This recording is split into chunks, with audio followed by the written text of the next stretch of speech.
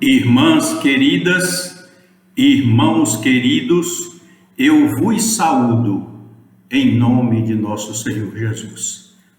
O culto do Evangelho das segundas-feiras, no Grupo Espírita Casa de Guará, mantém o estudo do Evangelho de Jesus, através da obra da professora Amélia Rodrigues, pela psicografia de Divaldo Franco.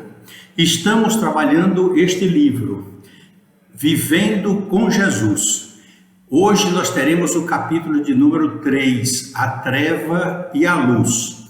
E a veneranda professora Amélia Rodrigues faz referência a Mateus no capítulo 4, versículos de 13 a 47, e também em Mateus no capítulo 6, versículos 26 a 29. O que é que isso representa? Em resumo, nós dizemos para vocês, é o início da missão de Jesus na Terra. Vocês vão ver que coisa linda, maravilhosa, aquele linguajar romântico, aquele poético, descrevendo as realizações que ela pesquisou. Aí vocês perguntam, mas Ari, quais foram? Como é que você sabe disso? Olha, aqui está o livro Primícias do Reino, de 1969. Nas páginas iniciais, a professora Amélia Rodrigues dá-nos um belíssimo esclarecimento sobre suas fontes de pesquisas. Abre aspas.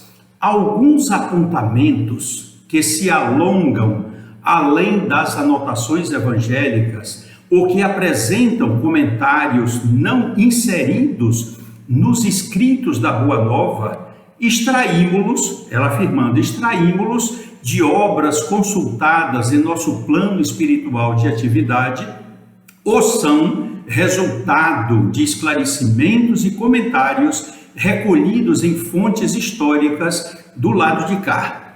Bom, por aí vocês já viram que ela é uma pesquisadora, e as informações que nós vamos ver, muitas delas, como ela diz aqui, ela colheu no plano espiritual. Colheu através de fontes históricas, resultado de pesquisas. Portanto, nós vamos observar hoje um capítulo lindo. E o linguajar dela, vocês já estão se acostumando. A forma poética, é uma poetisa maravilhosa. Mas nós vamos então começar. Ela inicia o capítulo dizendo: a noite moral desventurada e triste, dominava as paisagens espirituais da Palestina quando brilhou a luz que Jesus irradiava. À semelhança de um sol morno e suave de primavera, a irradiação emocional de Jesus penetrava os poros das almas e revitalizava todas elas. Eu vou repetir porque isso é muito importante. À semelhança de um sol morno e suave de primavera, a irradiação emocional de Jesus penetrava os poros das almas daquelas pessoas e revitalizava todas elas.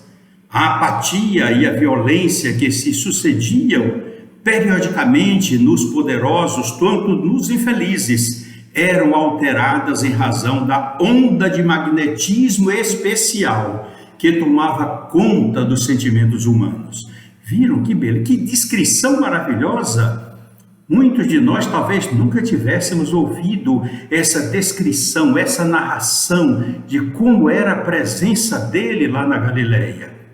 E ela continua: foram tantos os profetas que vieram antes de Jesus e prometeram bênçãos uns, enquanto outros haviam amaldiçoado grande parte daquela gente. Jesus se destacava pela originalidade das suas mensagens, em discursos leves, sempre sustentadas pelo exemplo de abnegação e cimentadas pelo sentimento do amor. Nunca antes se ouvira algo ou alguém igual a Jesus, que se equiparasse a Jesus, que fizesse o que Jesus fazia. De Jesus se irradiava um poderoso magnetismo que encantava e conquistava aqueles que o ouviam. Sua voz era meiga e forte, como a brisa que provoca musicalidade no ar. A treva da época de Jesus, a treva moral, era poderosa, mas a luz que ora clareava o mundo jamais se apagaria. Viram que coisa linda? Como ela descreve, é fácil nós assimilarmos isso. Então ela começa dizendo: em um dia qualquer, no calendário da Galileia, que se tornaria especial e inesquecível, aqueles homens e mulheres que foram convocados por Jesus jamais o esqueceriam. Encontravam-se na faina, no trabalho a que se acostumaram, quando escutaram o seu chamado. Não saberiam informar o que lhes acontecera, simplesmente abandonaram os quefazeres e seguiram Jesus, fascinados e felizes, mesmo sem o conhecerem. Que coisa maravilhosa, que atração psicológica, energética, assim, sublimada. Em Jesus havia tanto poder de sedução que nem sequer pensaram em resistir. Não houve tempo mental nem titubeio. Aquela voz adoçara todos eles e arrebatara-os, e o acompanharam sem saber para qual destino ou por que assim o faziam, mas seguiram Jesus. Nunca, porém, iriam se arrepender. Jesus estava reunindo os obreiros da nova era, a fim de que edificassem com ele o reino dos céus, sem fronteiras nas paisagens infinitas dos corações humanos.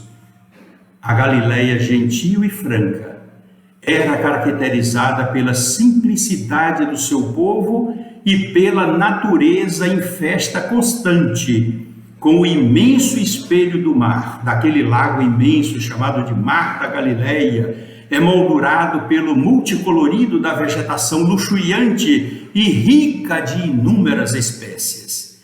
Viram? Parece que ela está vendo, descrevendo aquilo pelos arquivos espirituais.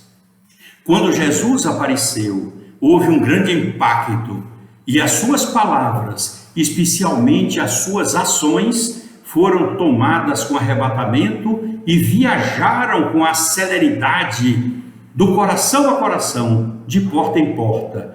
Vamos observar como ela usa as palavras de forma maravilhosa.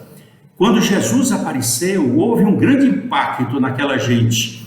E as palavras de Jesus, especialmente as suas ações, foram tomadas com arrebatamento e viajaram com velocidade, de coração a coração, de porta em porta. Jesus abandonara Nazaré e fora para Cafarnaum, a cidade encantadora, onde começou a derramar a sua taça de luz inapagável. E o povo, após ouvi-lo, deixava-se arrastar pelo fascínio da palavra que ele anunciava. Parecia que todos o aguardavam, embora não soubessem conscientemente. Jesus se tornou o motivo básico de todos os comentários, também de todas as esperanças e de todos os receios.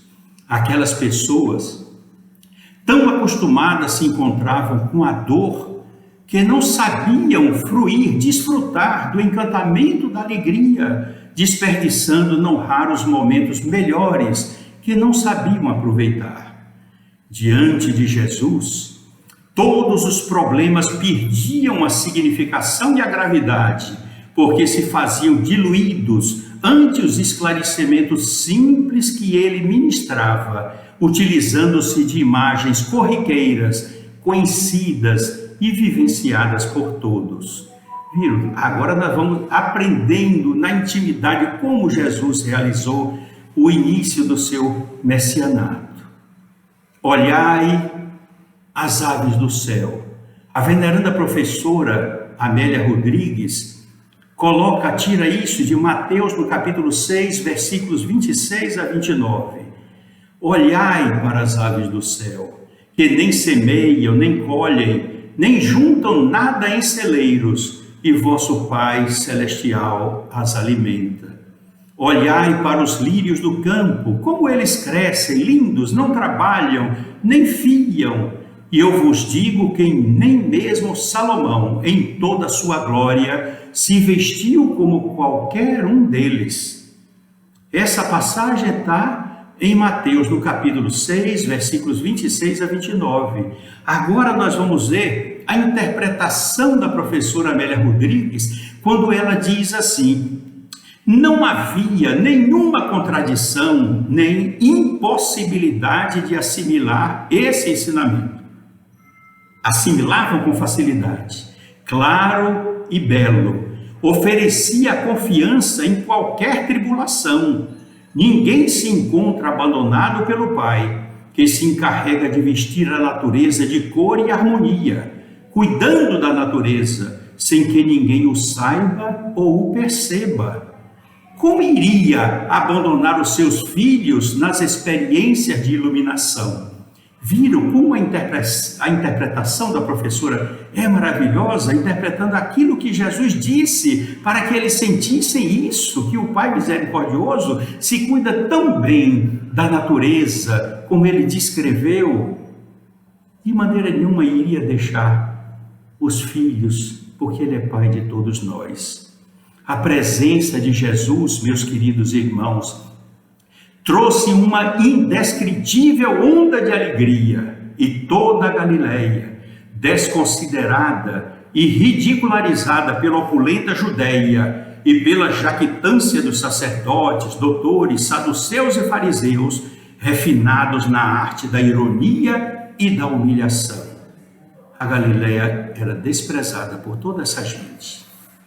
Jesus, porém, erguia-os, aqueles que ouviam, elevava-os a altiplanos dantes nunca conquistados, de onde podiam enxergar psiquicamente o que lhes aguardava em bênçãos durante a caminhada com ele. Isso me chamou a atenção, porque quantos de nós, às vezes, não pensamos nisso? Essa passagem da professora Amélia me chamou a atenção, me tocou. O procedimento de Jesus, como ela diz aqui, Jesus erguia aquelas pessoas que o acompanhavam, que o ouviam, que o seguiam, a altiplanos, que são lugares bastante elevados, dantes nunca conquistados, de onde podiam enxergar psiquicamente o que lhes aguardava em bênçãos no futuro. É isso que nós precisamos exemplificar. Ao voltar às nossas atividades para a casa espírita, recebendo passe, água purificada, a lição bondosa do Evangelho e da doutrina espírita, contada e cantada pelos oradores do Grupo Espírita Casa de Guará, nós devemos enxergar psiquicamente aquilo que nos aguarda em bênçãos na caminhada que nós deveremos manter com Jesus. É isso que me despertou assim maravilhosamente bem, de verificar que é uma bênção maravilhosa seguirmos as pegadas do Mestre através das lições poderosas, iluminadas do seu Evangelho de amor. Olha outra passagem linda que ela conta aqui de Mateus capítulo 13, versículo 24. O reino dos céus é semelhante ao homem que semeia a boa semente no seu campo. Só isso. Agora vejo a interpretação da professora Amélia Rodrigues. Jesus afirmara com alegria e simplicidade. Olha a interpretação. O reino dos céus é semelhante a um homem que saiu a semear e que experimentou a rudeza da terra, vencendo pelo trabalho, superou o calor abrasador e colocou as suas sementes no colo amigo do solo, cuidando através de irrigação e resguardando a semente de pragas e mau tempo, quando ressurgiu em débil plântula de esperança, até que se transformou em vida exuberante, a ornar-se e embelezar-se de flores e frutos, oferecendo sombra e apoio. Assim sucede com todo aquele que espera a colheita de felicidade, sendo convidado a plantar antes e atender a sua seara. Aí nós refletimos, quantas vezes no passado nós queríamos as coisas, mas não preparávamos o terreno para colher a felicidade.